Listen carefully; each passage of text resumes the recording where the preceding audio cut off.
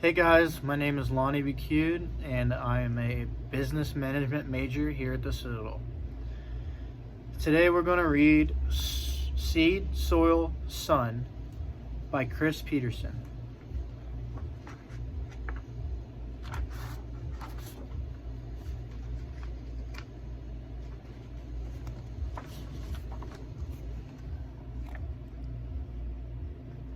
A few seeds, a little soil, a ray of sunshine, a splash of rain, a breath of air. This is Earth's recipe for the food we eat.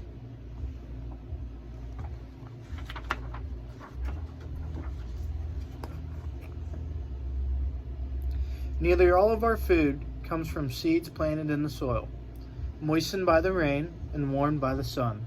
Tomatoes, potatoes, peppers, and peas all begin as tiny seeds. Apples, pineapples, melons, and mangoes start with seeds too. In fact, almost all plants on Earth grow from seeds.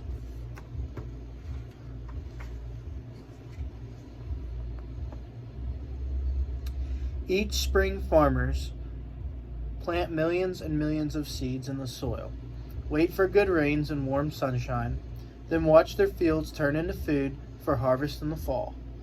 Some crops grow into food for people, and some are fed to animals. Then the animals provide us with milk, meat, eggs, and other products.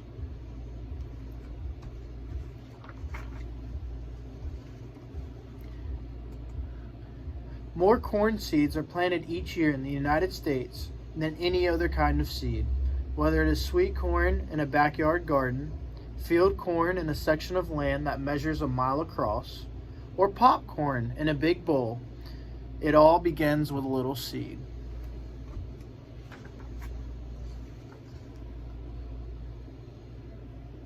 The beginning of a new plant is curled up inside each seed.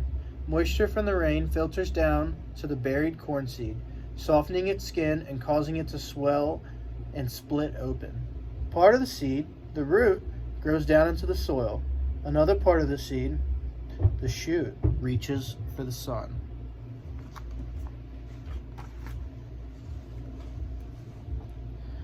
A corn seed doesn't seem like much, but look out. When it is placed in good soil and the sun shines and the rain falls, the seed germinates and sprouts. It only takes a few weeks for the sprout to turn into a gigantic corn plant with roots reaching down over 6 feet into the ground.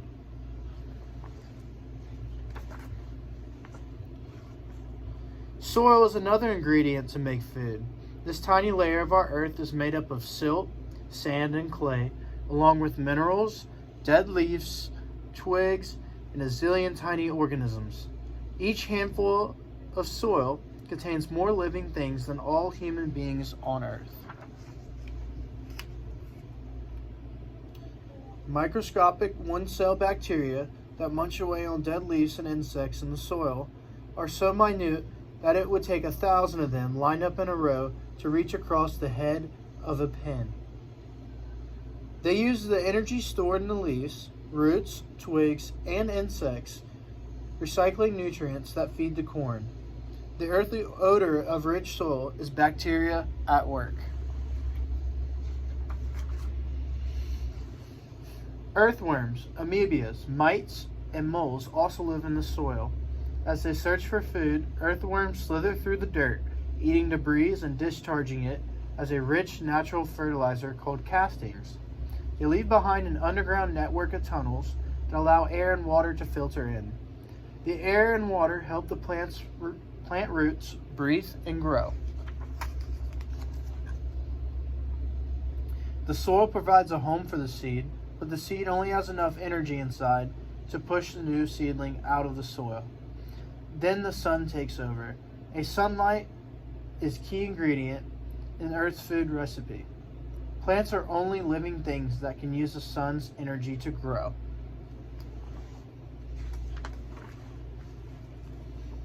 Plants' leaves are nature's food factories. Cells within the leaves absorb energy from sunlight, carbon dioxide from the air, and water through the plant's roots. Then these ingredients combine in a chemical reaction that creates sugar for the plant to grow and releases oxygen into the air for people to breathe.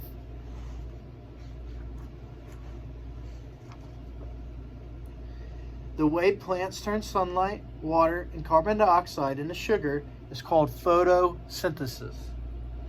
And plants are really good at it. In fact, when they make energy, they make more than they need. They store the extra energy in their leaves, stems, flowers, fruits, roots, and seeds, are food from plants. When you eat lettuce, you're eating a leaf. When you eat celery, you're eating a stem. When you eat broccoli, you're eating flower buds. When you eat apples or tomatoes, you're eating fruits. When you eat carrots, you're eating roots. When you eat sweet corn, you're eating seeds. And when you drink milk from a cow, you're drinking a food made when the cow eats plants like grass, corn, and soybeans.